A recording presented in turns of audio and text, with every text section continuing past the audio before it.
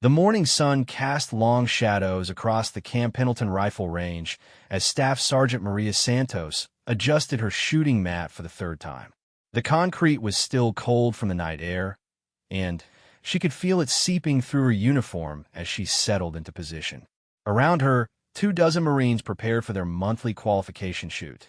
The familiar sounds of bolt actions, cycling, and magazines being loaded creating a steady rhythm that had become as natural to her as breathing.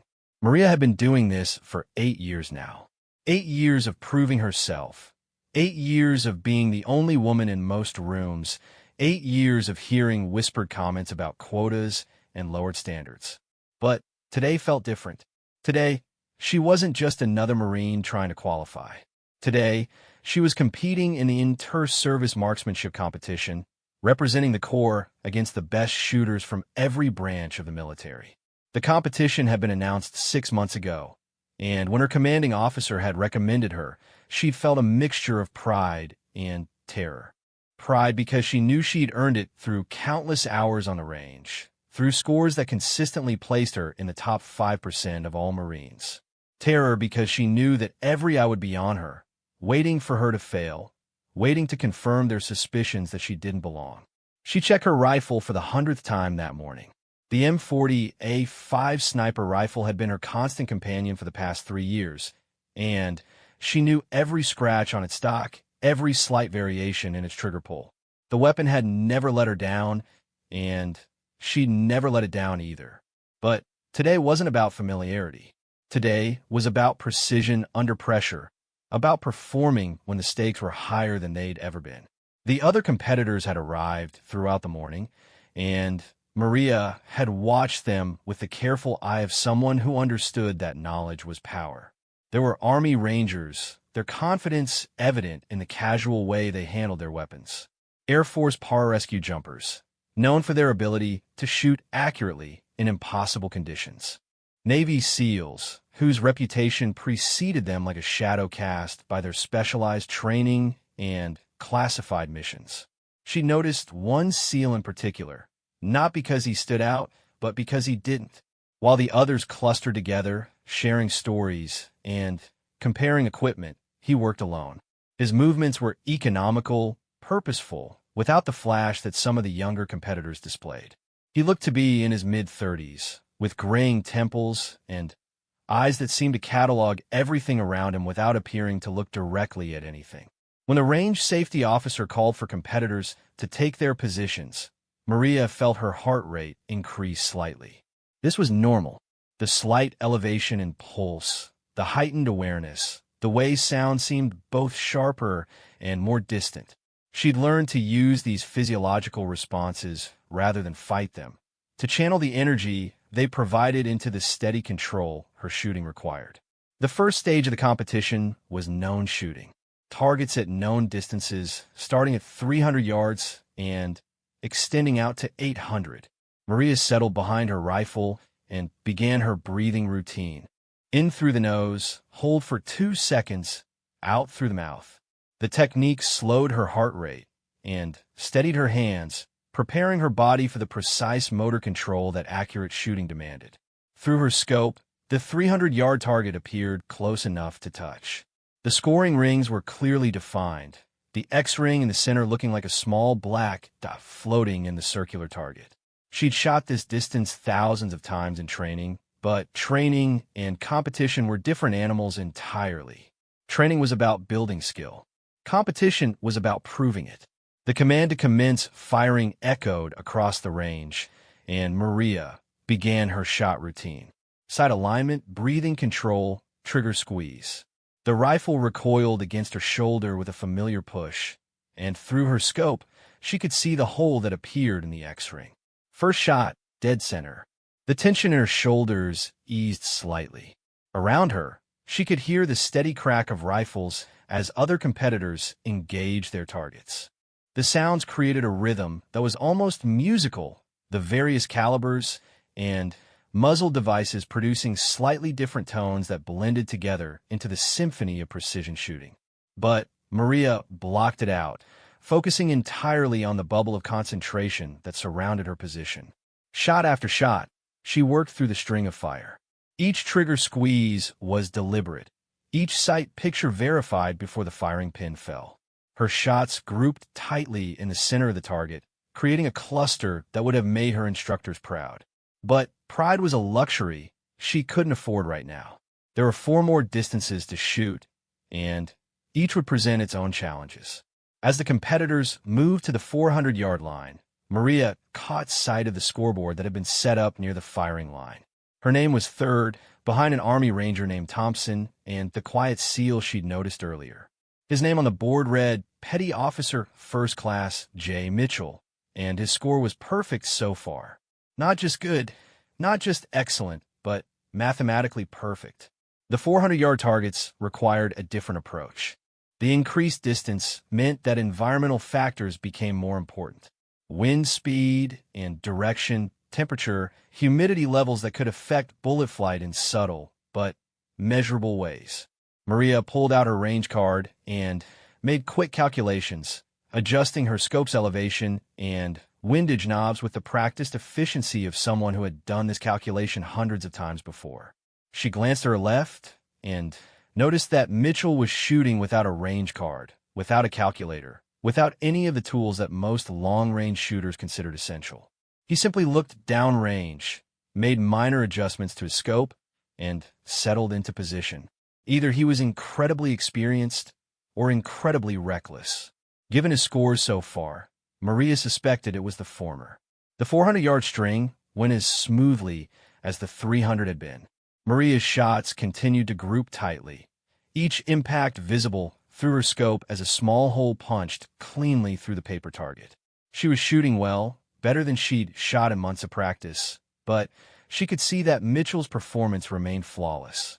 Every shot he fired went exactly where he wanted it to go, with a consistency that seemed almost mechanical. During the break between distances, some of the competitors gathered to compare notes and discuss strategies for the longer shots ahead. Maria preferred to stay focused on her own preparation, but she couldn't help overhearing conversations about Mitchell's performance. "Never seen anything like it," one of the Rangers was saying. "Guy's shooting like a machine. No emotion, no visible stress, just perfect shot placement every time. I heard he's been downrange more than anyone else here," another competitor added. "Special operations, classified missions, the real deal. This is probably like a vacation for him compared to what he's used to." Maria tried not to let the comments affect her concentration, but she found herself thinking about Mitchell as she prepared for the 500-yard line. She'd heard stories about Navy SEALs, about their training and their capabilities, but she'd never seen one shoot in person. The performance she was witnessing was unlike anything in her experience, and she couldn't decide if it was inspiring or intimidating. The 500-yard shots required even more precise calculation. At this distance, a slight error in range estimation or wind reading could move a bullet several inches off target. Maria took her time with the math, double-checking her calculations and making careful observations of the wind indicators placed along the range. The flag showed a slight crosswind from the left, steady but not particularly strong. She adjusted her scope accordingly and settled into position. Through the reticle, the target looked smaller now, the scoring rings compressed by distance into a tight pattern that demanded perfect precision. She began her breathing routine again, letting her pulse settle before taking up the slack in her trigger. The shot broke cleanly, and she could see the impact low and slightly right of center. Still in the scoring region, but not the perfect hit she'd been achieving at shorter distances. She made a quick adjustment to her scope and prepared for the second shot, analyzing what had gone wrong with the first. As she worked through the remainder of the 500-yard string, Maria found her rhythm again. The adjustments she'd made proved correct, and her subsequent shots grouped tightly around the center of the target. Not perfect, but solid shooting that would keep her competitive in the overall standings. Mitchell's performance at 500 yards was, once again, flawless. Maria had started timing his shots and noticed that he took exactly the same amount of time between each trigger squeeze. No hesitation, no second-guessing, just a methodical process that produced identical results with mechanical precision. The 600-yard line presented new challenges. At this distance, even experienced shooters sometimes struggled to see their impacts clearly through their scopes. The targets looked small, the scoring rings difficult to distinguish. Maria found herself squinting through her optic, trying to achieve the level of precise sight picture that accurate shooting required. She was halfway through the 600-yard string when she heard an unexpected sound from Mitchell's position. Not the crack of a rifle firing, but the sharp click of a firing pin falling on an empty chamber. She glanced over to see him examining his rifle with a puzzled expression, working the bolt to extract what appeared to be a dud round. Equipment failures were part of shooting sports, but they were particularly devastating in competition. A malfunctioning rifle or defective ammunition could end a competitor's chances instantly, regardless of their skill level. Maria watched as Mitchell cleared the malfunction and prepared to continue, wondering if this setback would finally break his perfect performance. But as he settled back into position, his movements showed no sign of stress or urgency. He aimed, fired, and the shot impacted exactly where his previous shots had been grouping. The brief equipment problem might never have happened, based on his reaction to it. The 700-yard line was where many competitors began to struggle. The increased distance meant that environmental factors had more time to affect bullet flight, and small errors in technique became magnified into significant misses. Maria had shot this distance many times in training, but never under competition conditions with this many observers watching every shot. She took extra time with her sight picture, ensuring that her crosshairs were perfectly aligned with the target before taking up trigger slack. The shots seemed to hang in the air longer at this distance, and she found herself following the bullet's flight path with her imagination before the impact became visible through her scope. The hit was good, though not perfect. Slightly high and left, but well within the scoring rings. She made another small adjustment to her scope and continued with the string, each shot requiring the same careful attention to detail that the first had demanded. When all competitors had finished the 700-yard line, the scores were posted again. Maria had dropped to 4th place, passed by an Air Force competitor whose performance had been steadily improving throughout the day. Mitchell remained in 1st place, his scores still mathematically perfect despite the equipment malfunction he'd experienced. The final distance was 800 yards, the longest shot of the competition, and the one that would likely determine the overall winner. At this range, the targets looked impossibly small through the scopes, and environmental factors became critical to accurate shot placement. A gust of wind that wouldn't affect a shot at 300 yards could push a bullet completely off target at 800. Maria studied the wind indicators carefully, noting how the flags at different distances along the range showed slightly different conditions. Wind speeds often varied with distance, and successful long-range shooting required reading these variations accurately. She made her calculations conservatively, knowing that at this distance, it was better to be close with confidence than to attempt a perfect correction that might be wrong. The command to commence firing for the final string carried extra weight, and Maria could feel the tension that had been building throughout the day reaching its peak. This was what the competition had been leading up to, the final test that would separate the good shooters from the exceptional ones. She fired her first shot at 800 yards and watched through her scope as the impact appeared well left of center.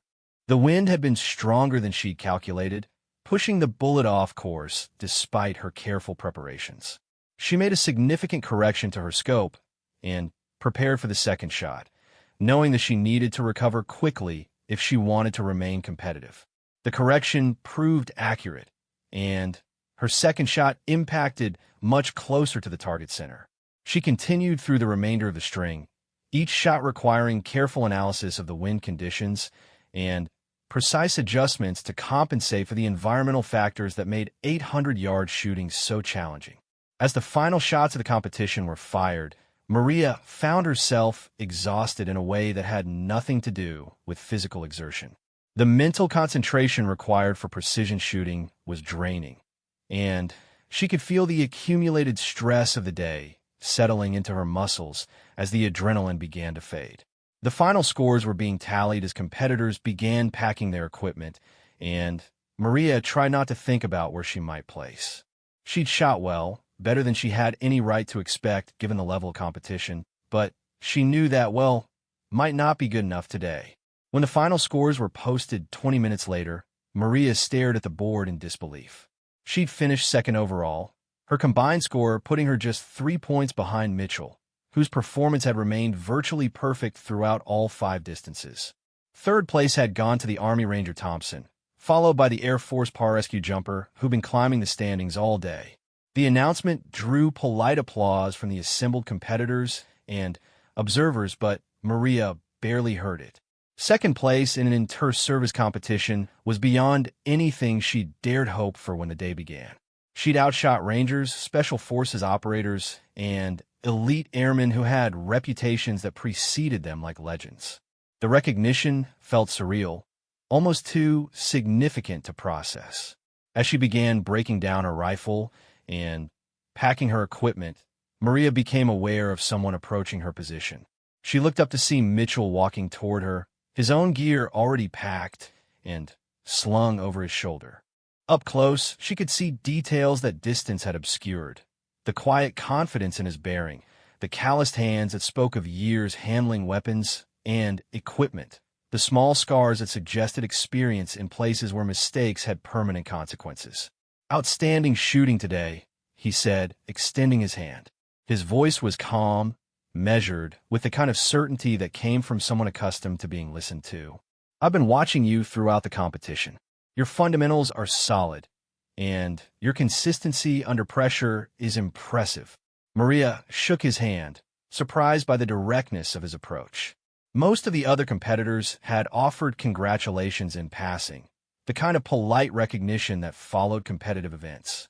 But Mitchell's comment felt different, more like a professional assessment than social courtesy. "Thank you," she replied, unsure what else to say. "Your performance was incredible. I've never seen anyone shoot that consistently under competition conditions." Mitchell shrugged, as if perfect marksmanship was simply part of his normal routine. "Different kind of pressure than what I'm used to.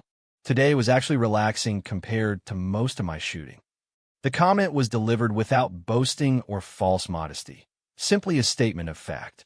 Maria found herself curious about what kind of shooting would make a competition like this seem relaxing by comparison, but she suspected that asking would lead into topics he couldn't or wouldn't discuss. "Are you stationed here at Pendleton?" she asked instead, making conversation as she continued packing her equipment. "Temporarily," Mitchell replied. "I'm here for some specialized training with your Marine Scout sniper instructors. Cross-training between services, sharing techniques, and experiences. The Navy wants us to learn some of the long-range precision skills that the Corps has developed." This surprised Maria. Navy SEALs were known for many capabilities, but she'd assumed that precision marksmanship was already among them. The idea that they were coming to Marines for instruction seemed to contradict everything she'd heard about their training and abilities. "What kind of techniques?" she asked, genuinely curious now. Mitchell glanced around, as if checking who might be within earshot. The other competitors were focused on their own equipment and conversations, and the range was beginning to empty as people headed back toward the barracks and administrative buildings. "Extreme long-range work," he said quietly. "Shots beyond what most people consider practical engagement distances. The kind of shooting where environmental factors become more important than the weapon system itself." Maria nodded, beginning to understand. The Scout Sniper School at Camp Pendleton was legendary for its training in long-range precision shooting, with courses that pushed the boundaries of what was possible with standard military rifles. If the Navy was sending SEALs there, it suggested they were preparing for missions that required capabilities beyond their normal skill sets. "How long will you be here?" she asked. 3 more weeks. The course is intensive, lots of field time and practical application. Different from most training I've done." There was something in his tone that suggested this training represented a significant challenge, even for someone with his obvious capabilities. Maria found herself wondering what kind of mission would require skills beyond what Navy SEALs already possessed, but again, she suspected those details weren't meant for her ears. As they walked toward the parking area together, Mitchell seemed to be considering something. He stopped near a nondescript pickup truck that looked like it had seen considerable use, keys already in his hand.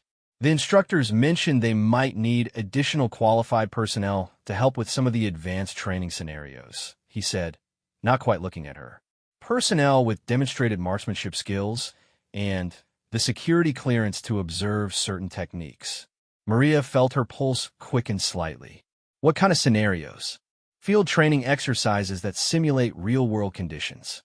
Multiple-day operations where students have to apply everything they've learned under stress, with limited sleep and unpredictable weather. The kind of training where having experienced shooters as observers and safety officers becomes critical. The invitation was subtle, embedded in what sounded like general information about the training program. But Maria understood what he was suggesting, and the implications were significant. Being asked to participate in specialized training with Navy SEALs, even as an observer, was an opportunity that didn't come along often. "I need to check with my command about availability," she said carefully. "Of course. If you're interested, I could mention your performance today to the chief instructor. He's always looking for qualified Marines to assist with the program." Mitchell handed her a business card, though business card seemed too mundane a term for what it actually was. The card was plain white with minimal text, just his name, rank, and a phone number with a military prefix she didn't recognize. "If your command approves, call that number. Ask for Chief Instructor Rodriguez, and mention that we spoke about observer opportunities for Exercise Steel Rain." Exercise Steel Rain. The name suggested something more significant than routine training, and Maria filed it away for later consideration. She tucked the card into her uniform pocket, already thinking about how she would approach her commanding officer with the request. "I appreciate the opportunity," she said. Mitchell nodded and climbed into his truck. "You earned it today. That kind of shooting doesn't happen by accident." As he drove away, Maria stood in the parking lot for several minutes, processing what had just occurred. The competition itself had been significant enough, proof that her years of dedication to marksmanship had paid off in measurable ways. But Mitchell's invitation suggested possibilities that went far beyond personal validation.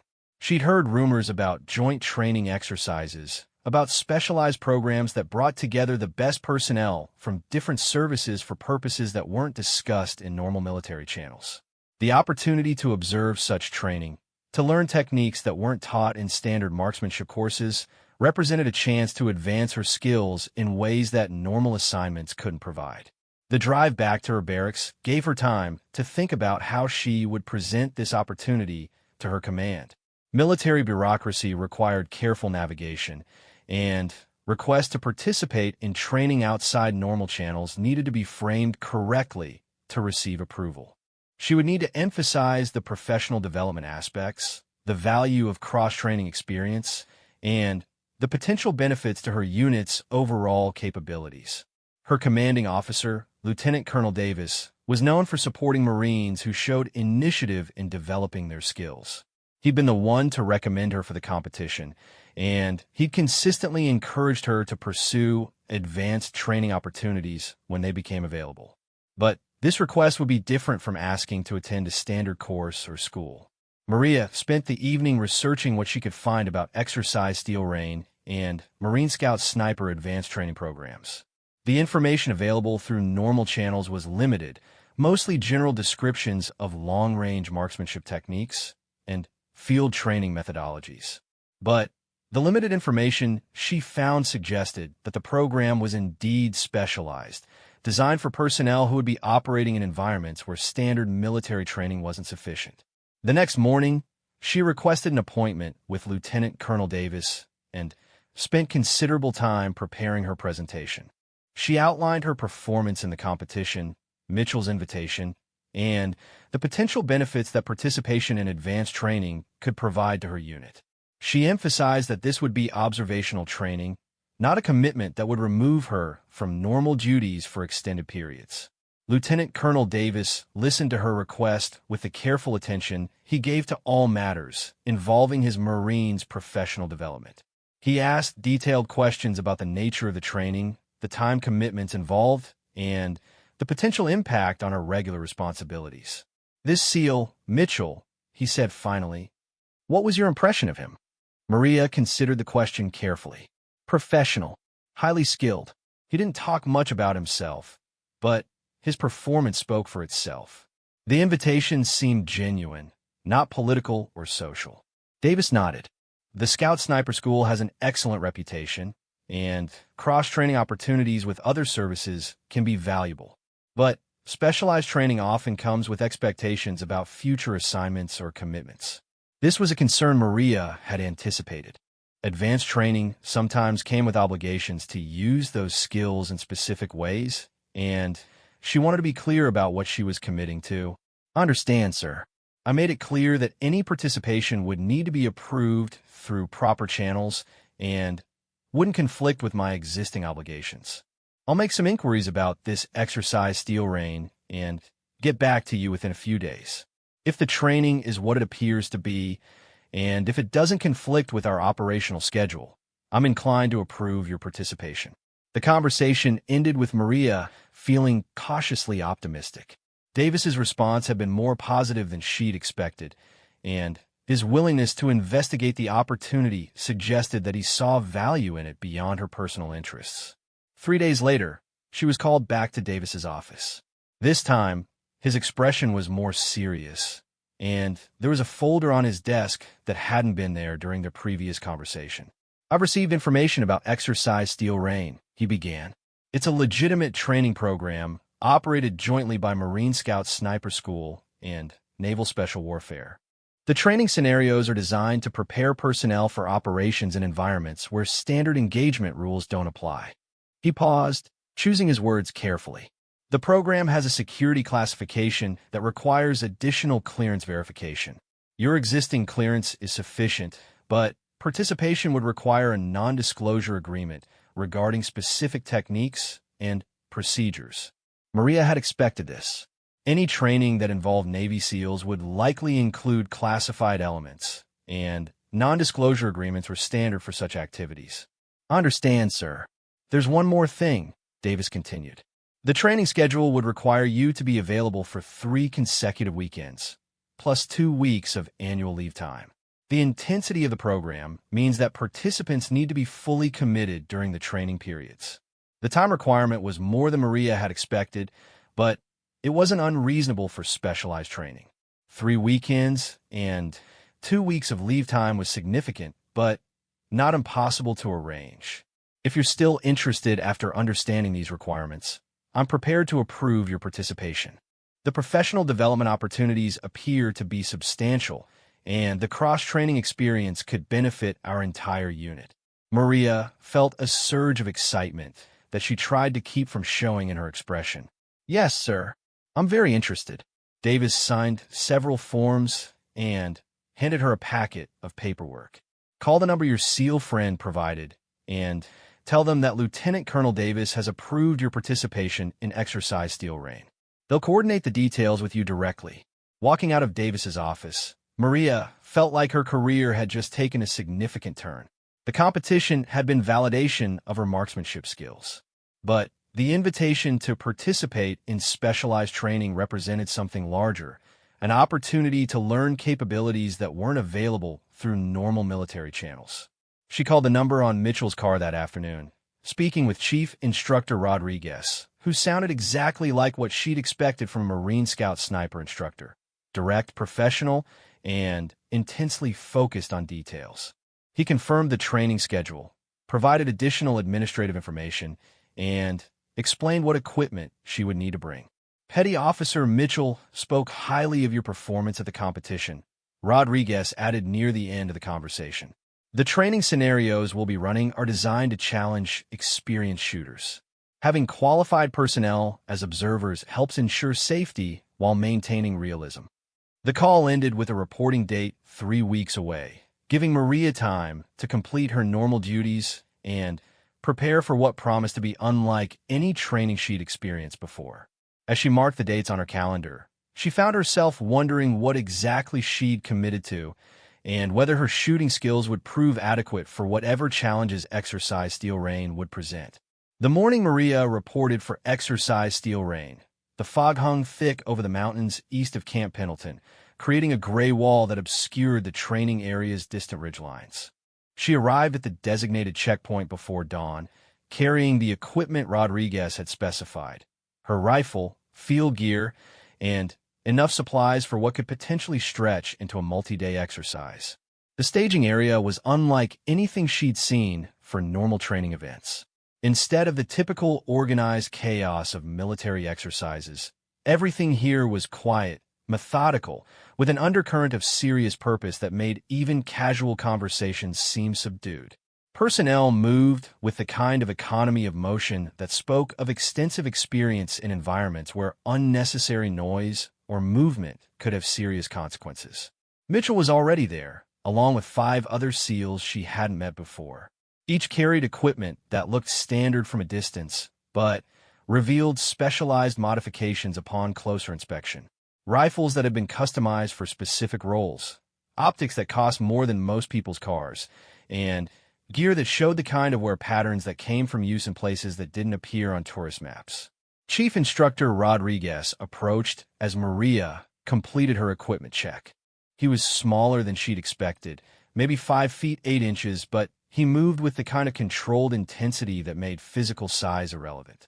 His eyes were the pale gray of winter sky, and when he looked at someone, it felt like he was cataloging everything about them in an instant. "Staff Sergeant Santos," he said by way of greeting. "Your reputation precedes you."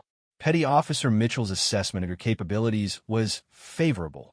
Coming from Rodriguez, favorable sounded like high praise. Maria nodded acknowledgement, unsure what response was appropriate. "This exercise will test skills that aren't covered in standard marksmanship training," Rodriguez continued. "Environmental conditions, equipment limitations, and stress factors that simulate operational realities.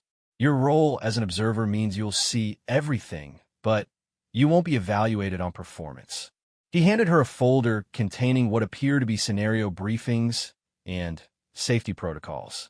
"Study these during transport. The training area is 40 miles inland, terrain that provides natural challenges for long-range engagement scenarios. The transport turned out to be a pair of unmarked trucks that looked like civilian vehicles, but rode like military equipment. Maria found herself in the second vehicle with Mitchell and 2 other SEALs, listening to conversation that was simultaneously casual and intensely professional. The SEALs talked about equipment modifications, environmental factors that could affect bullet flight at extreme ranges, and techniques for range estimation using natural features. But they also discussed these topics with a kind of specific detail that suggested they'd applied these skills in situations where accuracy meant the difference between mission success and catastrophic failure. The longest confirmed shot in the teams was made at 1,847 meters. One of them was saying, "Environmental conditions were nearly perfect. No wind, good visibility, but the shooter had to account for significant elevation differences and target movement." Maria did the math quickly in her head. 1,847 meters was over a mile, well beyond the range of most military engagements and far beyond anything she'd attempted in training. The fact that they discussed such distances casually suggested that extreme long-range shooting was a routine part of their capabilities. "What kind of target?" Mitchell asked. "Personnel. High-value individual who needed to be eliminated without compromising the mission team's position. Standard engagement distances would have required getting closer to the target area, which would have increased risk to unacceptable levels." The conversation continued with technical details about ballistic calculations, environmental corrections, and equipment requirements for shots at such extreme distances. Maria found herself taking mental notes, trying to understand techniques that went far beyond anything covered in standard military training. The training area, when they finally reached it, was a natural amphitheater carved into the mountains by millions of years of erosion.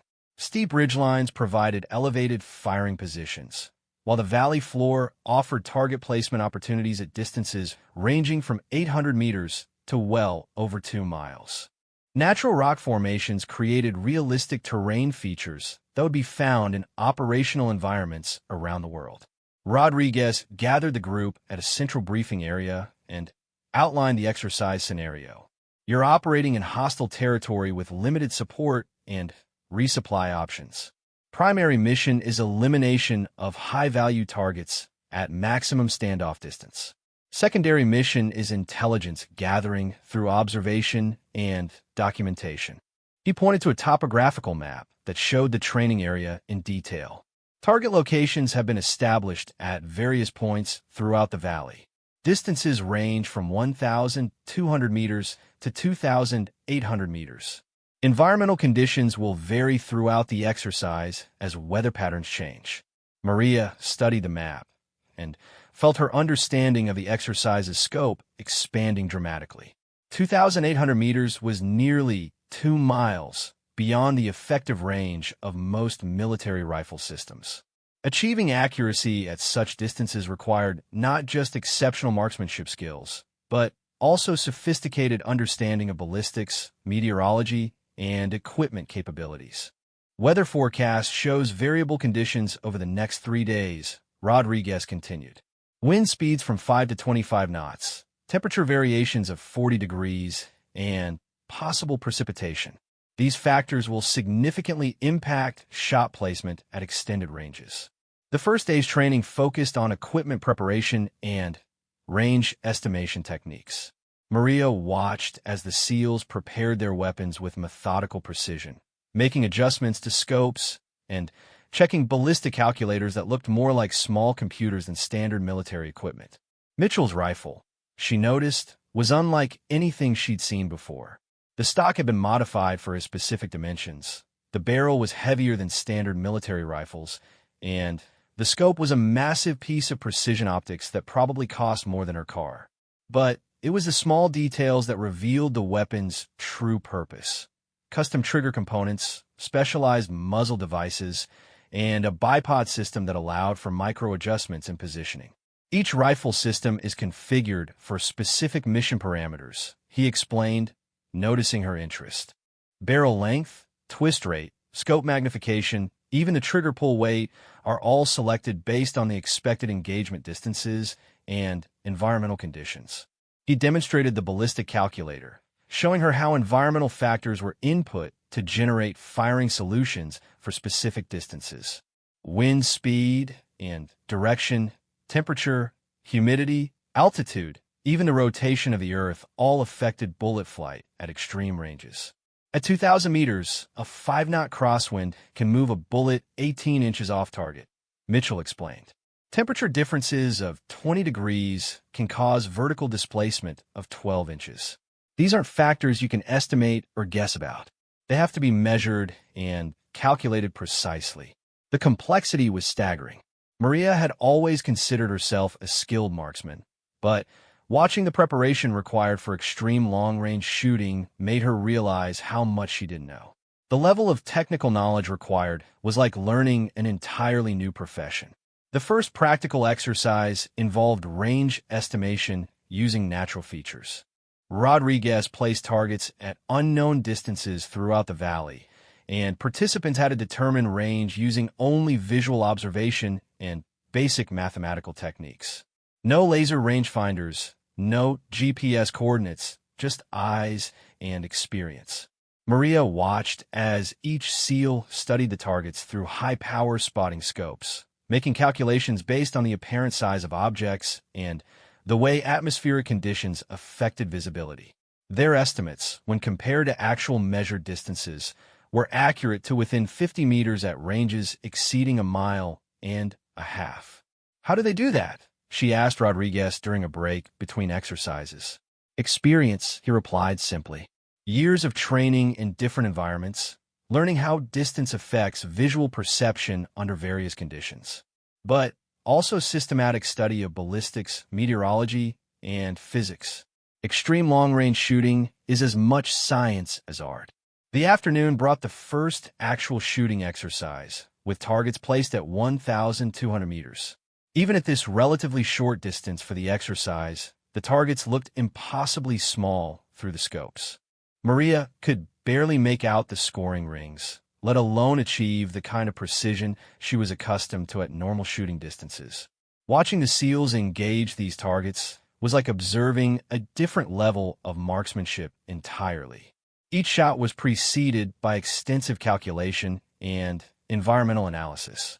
Wind flags were studied with telescopes, temperature measurements were taken, and ballistic solutions were calculated with scientific precision. Mitchell's first shot at 1,200 meters impacted dead center in the target, not just in the scoring region, but precisely in the geometric center of the target face. His second shot, taken after a 15-minute pause to simulate changing conditions, impacted within inches of the first. The key, he explained to Maria during a brief break, is consistency in everything. Same shooting position, same breathing routine, same trigger technique. At these distances, any variation in fundamentals gets magnified dramatically. He showed her the shooting log he maintained, recording not just scores but detailed environmental data for each shot. Wind conditions, temperature readings, humidity levels, even the time of day were all documented to create a database of information that could be used to refine future shooting solutions. Over time, you learn to recognize patterns, Mitchell continued. How certain wind conditions affect bullet flight in specific terrain, how temperature changes throughout the day impact ballistics, how atmospheric pressure influences trajectory. It becomes intuitive after enough experience. The second day's exercises increased in complexity and difficulty. Targets were placed at distances up to 1,800 meters, and environmental conditions became more challenging as wind speeds increased throughout the morning. The exercises now included movement between firing positions, simulating tactical scenarios where shooters had to engage multiple targets from different locations. Maria found herself impressed not just by the technical skill required, but by the physical and mental endurance demanded by the training. Moving between firing positions while carrying heavy equipment across difficult terrain was exhausting. Maintaining the mental focus required for precise shooting while dealing with fatigue and changing conditions added layers of difficulty she hadn't anticipated. The SEALs adapted to each new challenge with practiced efficiency, but she could see that even for them, the training was demanding. Shots that would have been routine at shorter distances became significant challenges when extended to maximum effective ranges and complicated by adverse conditions. During one particularly difficult exercise, involving targets at 2,100 meters in shifting crosswinds, Maria watched as even the experienced operators struggled to achieve consistent hits. The environmental conditions were pushing the limits of what was possible with their equipment, and several shots missed the target entirely. Mitchell, however, continued to demonstrate the kind of performance she'd witnessed at the competition. His shots remained consistently on target, even as conditions became increasingly challenging. But now she could see the extensive preparation that went into each shot, the careful analysis of environmental factors, and methodical calculation of ballistic solutions. "How long did it take you to develop this level of skill?" she asked during one of their breaks. Mitchell considered the question for several moments before answering. The basic shooting skills came fairly quickly. Maybe 6 months of intensive training to develop consistent fundamentals. But learning to apply those skills under operational conditions took years. He gestured toward the targets scattered across the valley floor. This kind of shooting isn't just about marksmanship. It's about understanding physics, meteorology, ballistics, and human performance under stress. Each operational environment presents unique challenges that require adaptation and problem-solving. The conversation was interrupted by Rodriguez calling for the next exercise, but Maria found herself thinking about the implications of what Mitchell had said. The level of expertise required for this type of shooting represented a significant investment in time and training, suggesting that the Navy considered these capabilities important enough to justify extensive resource commitment.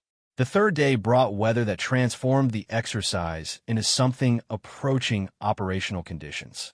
Rain had moved in during the night, creating low-hanging clouds that reduced visibility and added moisture to the air that would affect bullet flight in unpredictable ways. The temperature had dropped 15 degrees, and Gusty winds made accurate range estimation significantly more difficult. Rodriguez gathered the group for the final briefing before dawn, his expression indicating that the day's challenges would test everything the participants had learned during the previous 2 days. Today's scenario simulates real-world conditions where environmental factors make standard shooting solutions ineffective. He began.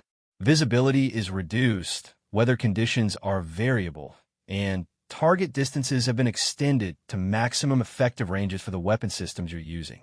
Some targets are beyond what most people would consider feasible engagement distances, but operational requirements sometimes demand shots that push the boundaries of what's possible. Maria looked at the weather data Rodriguez provided and felt her understanding of the exercise's difficulty expanding again. Wind conditions were showing gusts up to 30 knots with rapidly changing directions. Visibility was reduced to less than 2 miles due to low clouds and intermittent precipitation. Temperature and humidity readings indicated atmospheric conditions that would significantly affect long-range ballistics.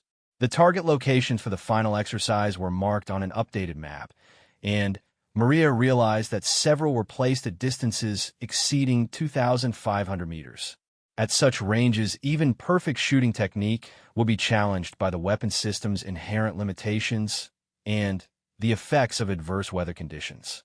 The scenario, Rodriguez continued, requires engagement of time-sensitive targets with limited opportunities for follow-up shots. Miss the first shot, and the target may not be available for a second attempt. This simulates operational conditions where precision under pressure is critical to mission success. Mitchell and the other SEALs studied the briefing materials with the kind of focused attention that Maria had learned to recognize as their standard approach to complex problems. They asked technical questions about target identification procedures, discussed backup firing positions in case primary locations proved inadequate, and coordinated communication protocols that would allow them to share information about environmental conditions in real time.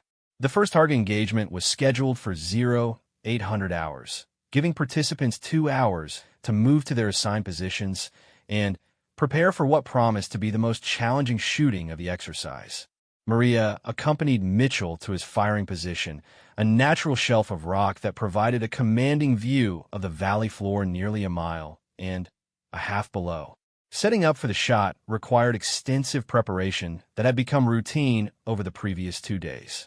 Mitchell used a laser rangefinder to confirm the distance to the target area, took multiple measurements of wind conditions using specialized instruments, and consulted his ballistic calculator to generate a firing solution that accounted for the complex environmental factors.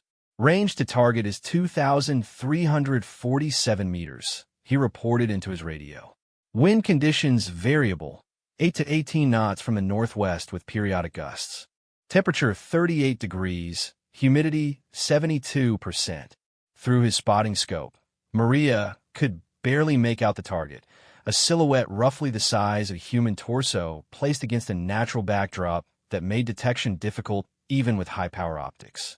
At this distance, the target appeared as little more than a small geometric shape, and she wondered how anyone could achieve the level of precision necessary to hit something so small at such an extreme range. Mitchell's preparation continued with adjustments to his rifle that she hadn't seen during the previous day's exercises. He modified the scope's parallax setting for the specific target distance, adjusted the bipod legs to compensate for the slight slope of the firing position, and made minute changes to his body position that seemed insignificant but apparently mattered at these extended ranges.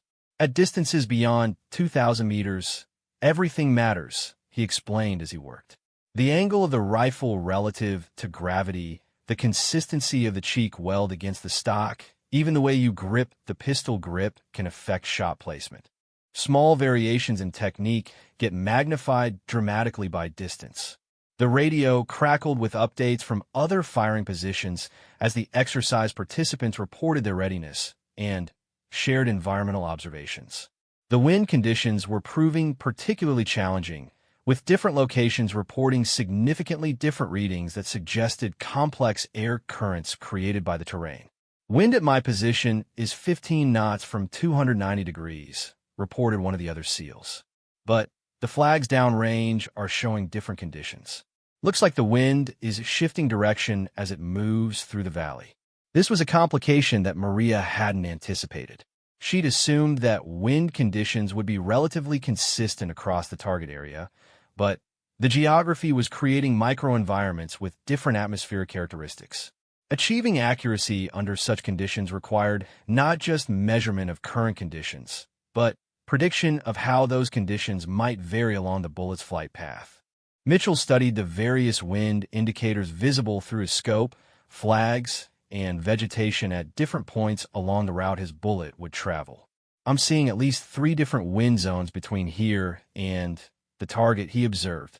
Initial wind from the northwest at 12 knots. Transitional zone showing southwest winds around 8 knots, and target area appears to have northeast winds at maybe 5 knots.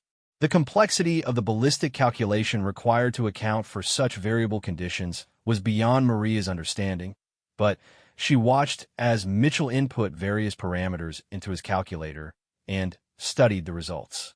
The process took nearly 10 minutes, far longer than any shooting preparation she'd witnessed during normal training. "Ready when you are," came Rodriguez's voice over the radio. Mitchell settled into his final firing position, adjusting his breathing and beginning the mental routine that would prepare him for the shot. Through the spotting scope, Maria watched as he aligned his crosshairs with the distant target, making minute adjustments that were invisible to her, but apparently critical to his firing solution. The shot, when it came, was anticlimactic. A brief flash from the rifle's muzzle, a sharp crack that echoed off the surrounding ridgelines, and then silence as everyone waited to see the impact. At this distance, the bullet would take more than 2 seconds to reach the target, time enough for doubt to creep into even experienced shooters' minds. Through the spotting scope, Maria saw dust kick up near the target, but couldn't determine the precise impact location. Mitchell, however, was already working his rifle's bolt and preparing for a follow-up shot. "Hit!" came the confirmation from Rodriguez, who was observing from a different vantage point with better visibility of the target area. "Dead center. Outstanding shot under difficult conditions." The confirmation brought a brief sense of satisfaction, but the exercise was far from over. 3 more targets remained at various distances and locations throughout the valley, each presenting unique challenges that would test different aspects of extreme long-range shooting. Moving to the second firing position required a 40-minute hike across difficult terrain while carrying full equipment loads.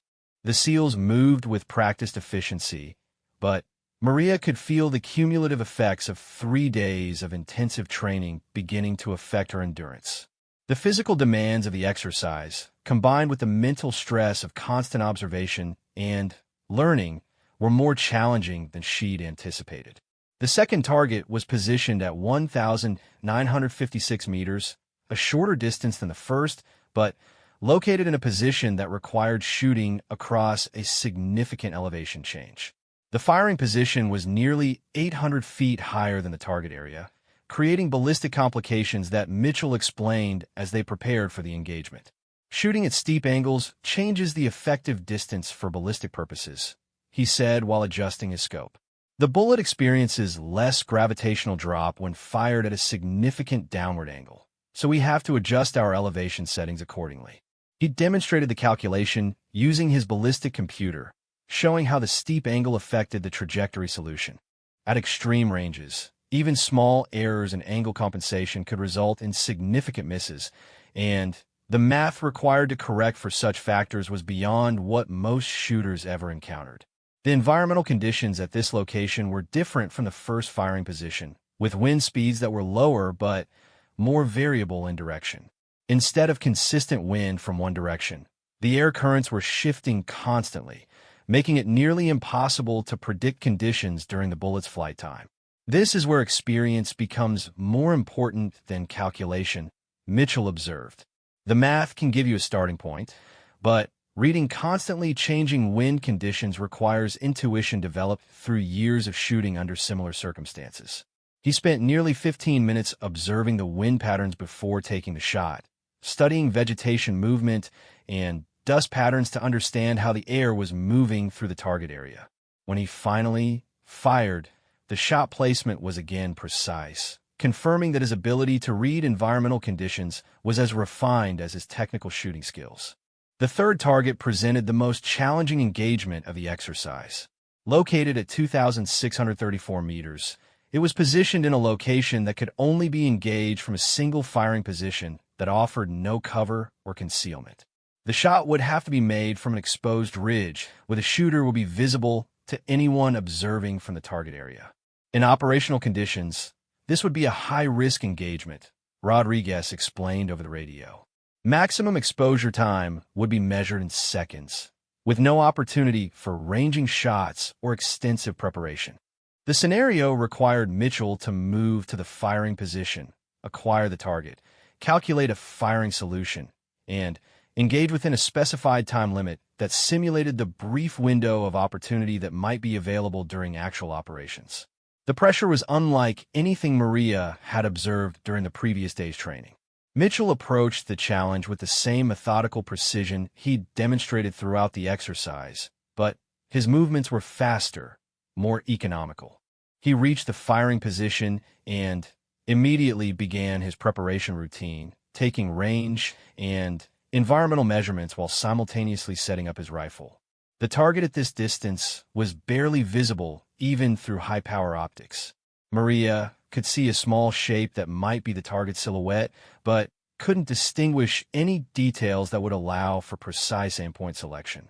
Yet Mitchell appeared to have no difficulty acquiring and tracking the target through his rifle scope. Range 2,634 meters, wind variable 8 to 12 knots from the southwest, temperature holding steady at 37 degrees, he reported. Target acquired, preparing to engage. The ballistic calculation for this distance required accounting for factors that became significant only at extreme ranges. The rotation of the Earth, known as the Coriolis effect, would move the bullet several inches to the right during its nearly 3-second flight time. Atmospheric pressure variations could affect trajectory. Even the rifle's barrel temperature, warmed by previous shots, could influence bullet velocity enough to impact precision at such distances. Mitchell's shot broke cleanly, and through the spotting scope, Maria watched the distant target area for any sign of impact. The delay seemed longer this time, the bullet taking what felt like an eternity to complete its journey across the valley. When the hit was confirmed, she felt a sense of awe at what she'd witnessed. That's a 2,600-meter shot in adverse conditions. Rodriguez's voice came over the radio. Textbook execution under pressure. Outstanding performance. The final target of the exercise was positioned at 1,823 meters, a distance that seemed almost close after the previous engagements. But this target was moving a mechanical system that would present itself for only brief periods before disappearing behind cover. The challenge wasn't just distance and environmental factors, but timing and target prediction. Moving targets at extreme range required different techniques, Mitchell explained as they prepared for the final shot. You can't just aim at where the target is. You have to calculate where it will be when the bullet arrives, accounting for both target movement and bullet flight time. The complexity was staggering. At nearly 2,000 meters, the bullet would take more than 2 seconds to reach the target area. During that time, a moving target could travel significant distances, and predicting exactly where it would be required understanding of both ballistics and target behavior patterns. Mitchell studied the target's movement pattern through his scope, timing its appearances and disappearances to understand the mechanical system's operating cycle. After several minutes of observation, he calculated that the target would be visible for approximately 4 seconds during each cycle, with 18 seconds between appearances. I'll take the shot during the third exposure window, he decided. That will give me time to track the target's movement and confirm the timing pattern. When a moment came, Mitchell's shot was timed perfectly. The bullet intercepted the moving target just as it reached the precise point where his calculations had predicted it would be. The precision required for such a shot was beyond anything Maria had imagined possible. As the exercise concluded and The participants began breaking down their equipment. Maria found herself processing what she'd witnessed over the past 3 days. The level of skill demonstrated by Mitchell and the other SEALs represented capabilities that extended far beyond normal military training. This was specialized expertise developed for specific operational requirements that demanded precision under the most challenging conditions imaginable. During the equipment breakdown and administrative activities that followed the exercise, Maria found herself reflecting on how fundamentally the experience had changed her understanding of precision marksmanship. What she considered advanced shooting before witnessing exercise Steel Rain now seemed like basic skills in comparison to the capabilities she'd observed. Rodriguez approached her as she finished packing her gear, carrying a folder that contained what appeared to be evaluation forms and administrative paperwork. "Your observations during the exercise were valuable," he said. "Having qualified personnel who can understand what they're seeing helps us evaluate training effectiveness and identify areas for improvement." Maria nodded, though she suspected that her role as an observer had been as much about her own education as about providing feedback to the instructors. "The level of precision I witnessed was unlike anything I've seen before," she replied. "What you observe represents the current state of the art in military precision shooting," Rodriguez explained. "These capabilities are developed for specific operational requirements where standard engagement procedures aren't adequate. The investment in training and equipment is significant, but the mission requirements justify it." He handed her the folder, which contained not just administrative paperwork, but also technical materials related to extreme long-range shooting techniques. "These are training materials that aren't available through normal channels. Study them, and if you're interested in developing these skills further, there may be opportunities for additional training." The implication was clear. Exercise Steel Rain had been as much a recruitment assessment as a training observation opportunity. Maria's performance during the competition had brought her to the attention of specialized training programs that operated outside normal military education channels. Mitchell appeared as she was reviewing the materials Rodriguez had provided. "How was your first exposure to real long-range work?" he asked. "Humbling," Maria replied honestly. "I thought I was a good shot before this week. Now I realize how much I don't know." Mitchell nodded approvingly. "That's the right attitude. Overconfidence is dangerous in this kind of shooting. Conditions change, equipment fails, and missions don't always go according to plan. The shooters who survive and succeed are the ones who never stop learning." As they walked toward the transport vehicles, Mitchell seemed to be considering something. He stopped near the same pickup truck Maria had seen him driving after the competition, keys already in his hand. "There's something I want to show you," he said finally. "Something that might help you understand why this training matters." He unlocked a storage case in the truck's bed and removed what appeared to be a standard military rifle, though closer inspection revealed the same kinds of specialized modifications she'd seen on the weapons used during the exercise. But this rifle showed different wear patterns, evidence of use under conditions more severe than training environments. "This rifle has been with me on 6 operational deployments," Mitchell explained. Each deployment required shots under conditions that would have been impossible without the kind of training we just completed. He pointed to various modifications and customizations that had been made to the weapon. This scope was zeroed in Afghanistan for shots at altitudes over 8,000 feet. The stock was modified after a mission in Africa where standard equipment configurations proved inadequate for the environmental conditions we encountered. Maria studied the rifle, noticing details that spoke of extensive use under challenging conditions. The finish was worn smooth in places where hands had gripped it repeatedly, and there were small dents and scratches that suggested it had been used in environments where equipment preservation took second priority to mission accomplishment. "The longest shot I've made with this rifle was 2,247 meters, Mitchell continued.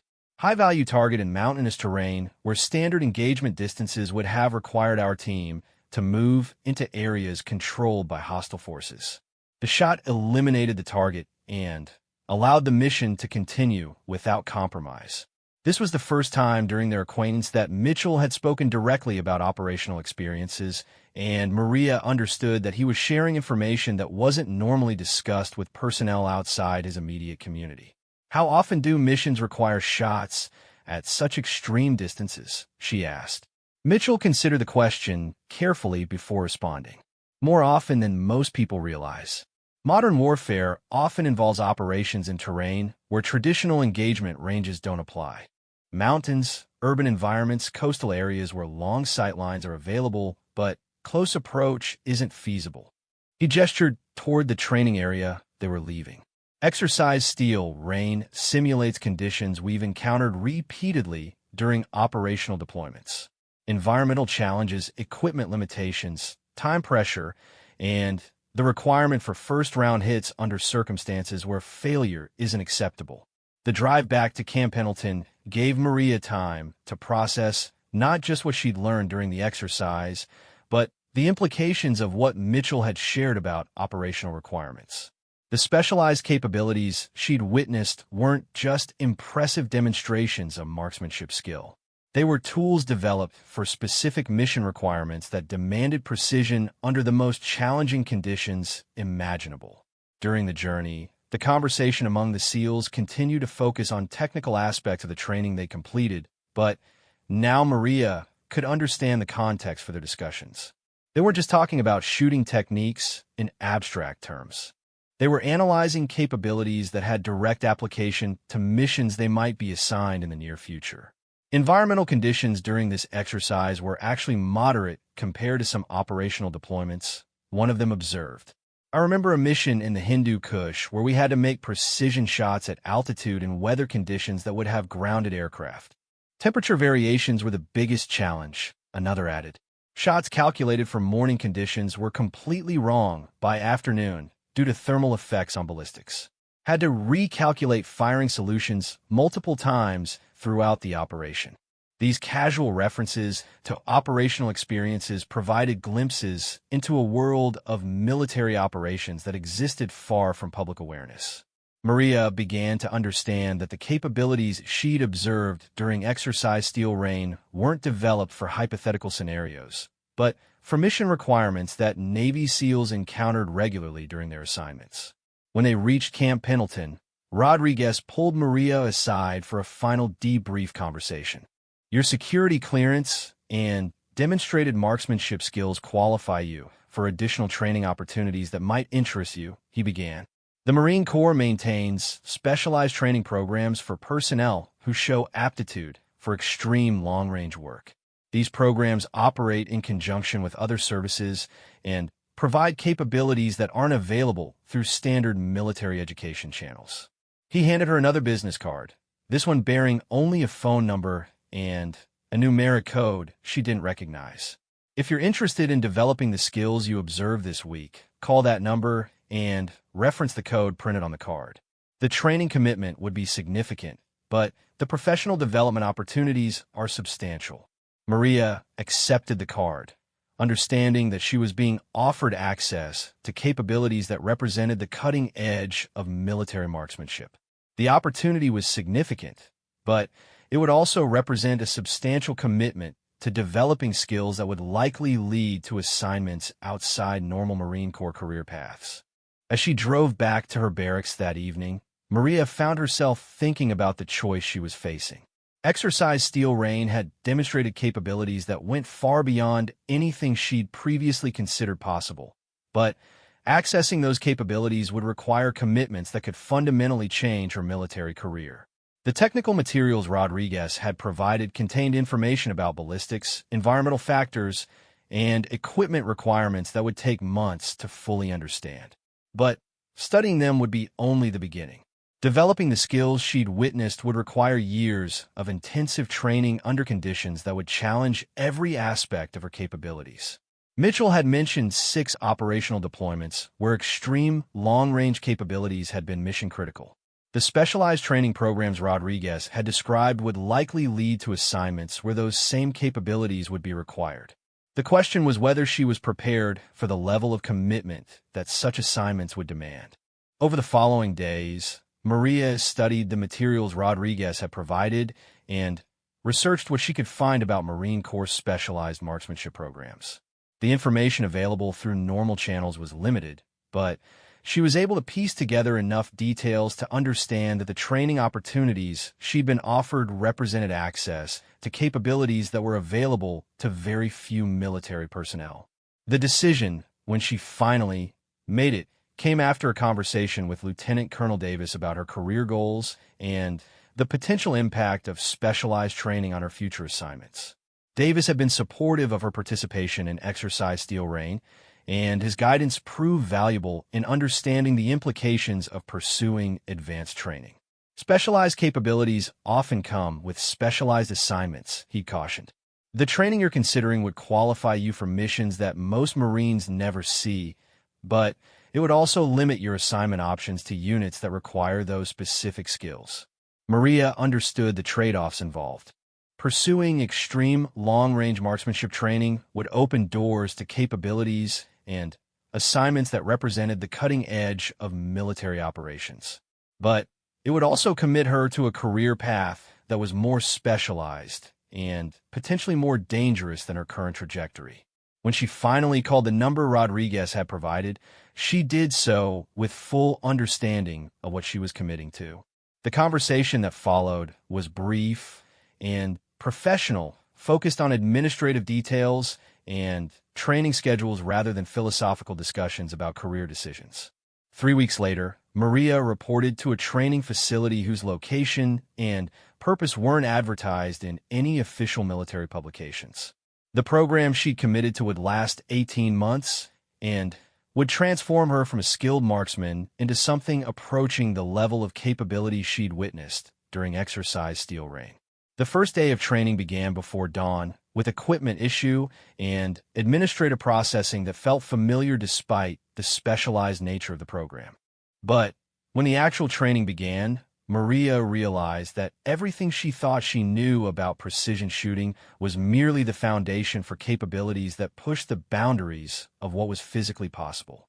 The rifle she was issued was unlike anything she'd used before, a precision instrument that had been built specifically for extreme long-range work. Every component had been selected and fitted to create a system capable of accuracy at distances that most military personnel would consider impossible. Her instructor for the program was Rodriguez himself, and his approach to training was as methodical and uncompromising as she'd expected. "You've demonstrated the basic skills necessary for this program," he told her during the initial briefing.